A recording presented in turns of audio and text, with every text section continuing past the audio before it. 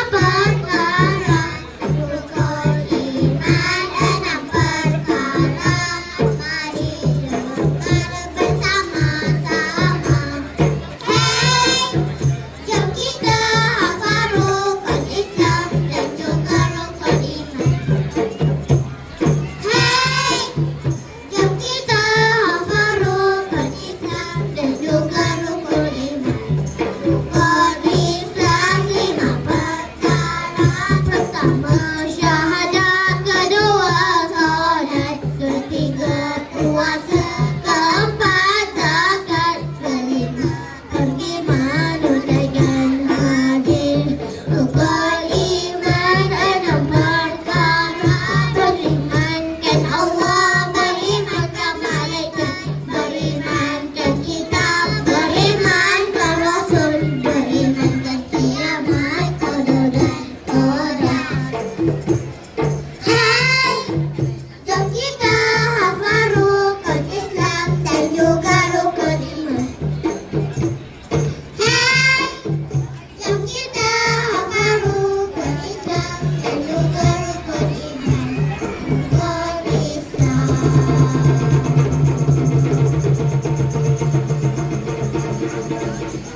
Rukun Islam.